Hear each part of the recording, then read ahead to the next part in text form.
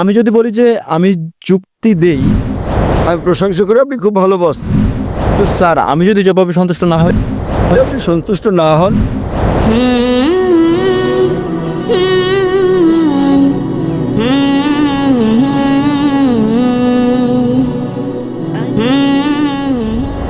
শুভ সন্ধ্যা doctor Zakir এবং যারা উপস্থিত আছেন।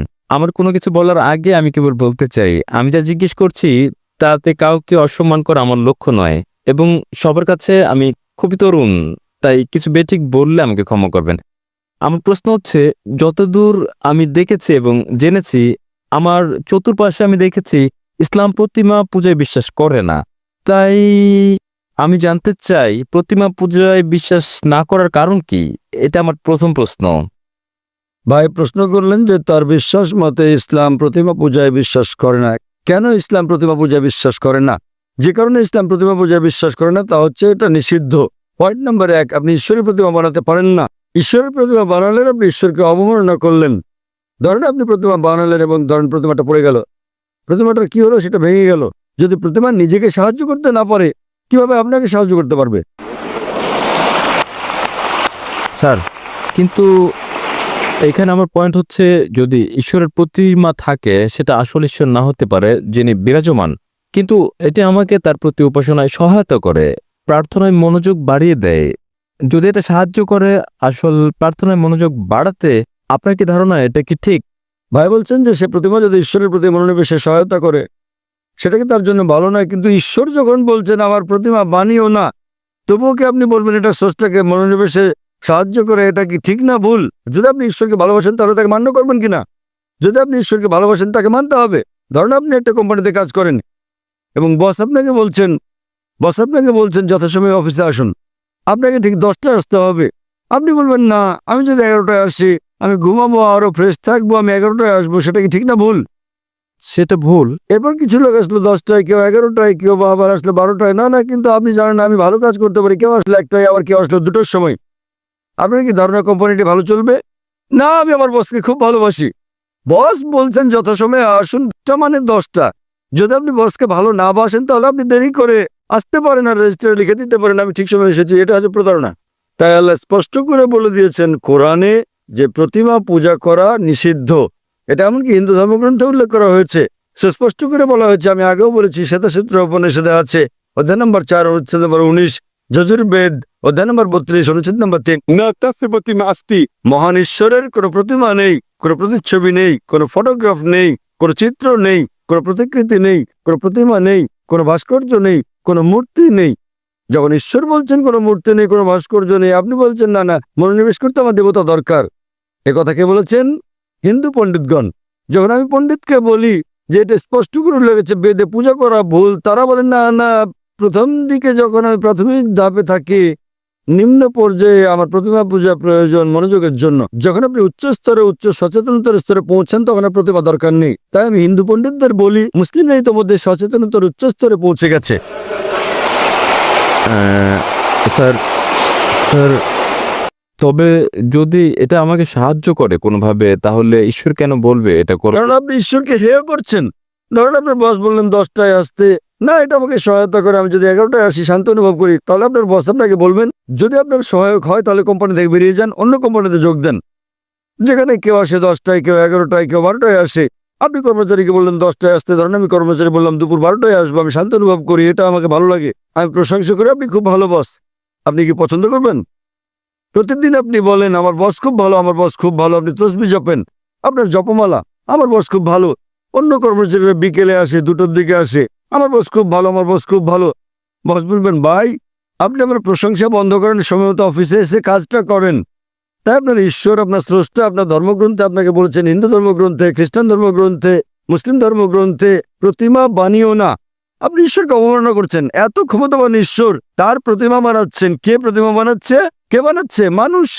তখন ঈশ্বর বলবেন আমি মানুষ জাতিকে বানিয়েছি, এখন মানুষই বানাচ্ছে আমাকে। কি বোকামি এটা! স্যার কেন আপনি করেন? যখন ঈশ্বর আপনাকে বলছেন প্রতিমার প্রয়োজন নেই, প্রতিমা ছাড়া ঈশ্বরের প্রতি মনোনিবেশ করো। স্যার, আমরা ঈশ্বরকে সৃষ্টি করছি না। আমরা যখন প্রতিমা গড়ি এবং আমি ভাবি আমরা তাকে হেয় করছি না। যখন আমরা প্রতিমা বানাই এটা কেবলই তার একটি আকৃতি বানানো এবং আমার ধারণা এটা তারই অংশ বিশেষ যদি এটা সেখানে থাকে না। আপনাদের উল্লেখ আছে? স্যার আমি হিন্দু নই, আমি বেদে বিশ্বাস করি না। তাহলে কি আপনি খ্রিস্টান? আমি যৌন। জৈন। জৈনরা কি ঈশ্বরে বিশ্বাস করে? হ্যাঁ তা করে। আপনি কি আপনাদের জৈন মতবাদ জানেন? কে আপনাদের ঈশ্বর বলেন আমাকে? স্যার প্রভু মহাবীর। তিনি হলেন ত্রিতাঙ্কা, তিনি ঈশ্বর নন। আপনি জৈন মতবাদ জানেন না? স্যার আমি নাও জানতে পারি না। জৈন মতবাদ একটি নাস্তিক্যবাদী মতবাদ। জৈন মতবাদ একটি নাস্তিক্যবাদী মতবাদ। আপনি কি হিন্দু ধর্মকে জৈন মতবাদের সঙ্গে মিশ্রিত করছেন? স্যার আমি বলছি যে আমি হিন্দু নই। আমি জানি আপনি হিন্দু নন, কিন্তু আপনি জৈন হলে এবং আপনি বলছেন মহাবীর ঈশ্বর, আপনার জৈন গ্রন্থে কোথায় উল্লেখ আছে মহাবীর ঈশ্বর? তিনি হচ্ছেন একজন ত্রিতাঙ্কা, হ্যাঁ স্যার তিনি হচ্ছেন, তিনি ঈশ্বর নন। তাই তবে আমরা তার উপাসনা করি এবং অন্য সব তীর্থঙ্করদের মতো। কিন্তু তিনি ঈশ্বর তো নন। মহাবীর কি বলেছেন আপনাদেরকে তার উপাসনা করতে? না আমি এসব পড়িনি। আপনি জানেন না তাই আপনাকে বলছি। আপনারা জানেন না মহাবীর কি বলেছেন এবং আপনারা বলছেন মহাবীর হলেন তীর্থাঙ্কার। এটা কি আপনার কর্তব্য না যে মহাবীর কি বলেছেন তা খুঁজে বের করা? হ্যাঁ স্যার তাই। তাহলে আমি কি করবো? কারণ আপনি একজন অযৌক্তিক মানুষ। স্যার আমি কি? যখন আপনি কোনো কোম্পানিতে যোগদান করেন সেখানকার নিয়মকানুন মেনে চলেন না। জি স্যার। জৈনবাদ এক ধরনের নাস্তিক্যবাদ। তাই তারা বিশ্বাস করে যে যারা জীবন লাভ করে তাদের মৃত্যু জন্ম জন্ম মৃত্যু জন্ম মৃত্যু হয়। যদি আপনি চক্রমুক্ত হন, যখন আপনার কোনো ইতিবাচক নেতিবাচক দিক থাকে না, তখন আপনি লাভ করেন নির্বাণ। জৈনবাদ অনুসারে 24 জন মোক্ষ অর্জন করেছেন। জি স্যার। এবং মহাবীর হচ্ছেন 24তম তীর্থাঙ্কার। জি স্যার। 24তম। স্যার। তিনি ঈশ্বর নন। স্যার। তার মানে আপনি আপনার মহাবীরকে চেনেন না, জৈনবাদ সম্পর্কে জানেন না। কিভাবে আমি আপনার সঙ্গে জৈনবাদ নিয়ে কথা বলি? স্যার আমি এখানে তা বলছি না স্যার। আমি যা জানতে চাই তা হচ্ছে যে প্রতিমা পূজা। স্যার যা আপনি বলছেন স্যার কোরআনে প্রতিমা পূজা ভুল একথা উল্লেখ করার কারণ কি? যে বাইবেলে উল্লেখ আছে না, এটা উল্লেখ আছে কোরআনে, উল্লেখ আছে বাইবেলে, উল্লেখ আছে হিন্দু ধর্মগ্রন্থে যে প্রতিমা পূজা করা ভুল। তাহলে কোথা থেকে আপনি এই দর্শন পেয়েছেন? স্যার স্যার আমার বক্তব্য হচ্ছে, আমার পয়েন্ট হচ্ছে যে যেখানে আমরা ধরে নিচ্ছি যে যদি কোরআন হয় আসলে ঈশ্বর যা বলছেন তাহলে তার মানে মানে সেজন্যই প্রতিমা পূজা ভুল।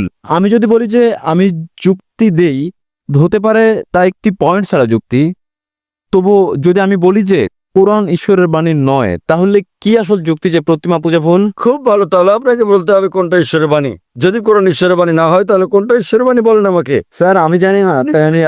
আমি জানি, আপনি আমাকে অনুসরণ করেন। যদি আপনি না জানেন তো শিক্ষককে জিজ্ঞেস করেন। একজন ছাত্র বলছে শিক্ষককে 2+2=4 নয়, শিক্ষক বললেন কথা বলছে আমি জানি না। কিন্তু স্যার আমি যদি জবাবে সন্তুষ্ট না হই? যদি আপনি সন্তুষ্ট না হন তাহলে কারণ সেটাই। আপনি কি আমার আগের উত্তর কখনো শুনেছেন, আমার ভিডিও দেখেছেন? না স্যার এই প্রথম আমি আপনার বক্তৃতা শুনছি। আচ্ছা, আপনি কি আমার আগের উত্তর শুনেছেন যা আমি বিজ্ঞান সম্পর্কে এক নাস্তিককে বলেছি? আপনি কি মনোযোগ দিচ্ছেন? স্যার হতে পারে সে সময় আমি হলে ছিলাম না। আপনি কি? সে উত্তরটা হচ্ছে, যদি আপনি না থেকে থাকেন আমি অনুরোধ করি আপনি যান এবং দেখুন আমার ভিডিও ক্যাসেট কোরআন কি আল্লাহর বাণী, আমার ডিভিডি। ওকে নামটা কোরআন বলবেন? কি নামটা কি আবার বলবেন? কোরআন কি ঈশ্বরের বাণী? কোরআন কি ঈশ্বরের বাণী? এবং ইনশাল্লাহ যদি আপনি মুক্ত মনে এটা দেখেন, আপনি ইনশাল্লাহ গ্রহণ করবেন যে কোরআন ঈশ্বরের বাণী এবং বিশ্বাস করবেন ঈশ্বর একজন, যার কোনো প্রতিমা নেই, এবং ইনশাল্লাহ আপনি এটা গ্রহণ করবেন। তাই যান এবং দেখেন ডিভিডিটা, এটা 4 ঘন্টার ডিভিডি। এবং ইনশাল্লাহ আপনার কোনো জিজ্ঞাসা থাকলে আপনি আমাকে লিখতে পারেন আমার ইমেলে zakir@irf.net।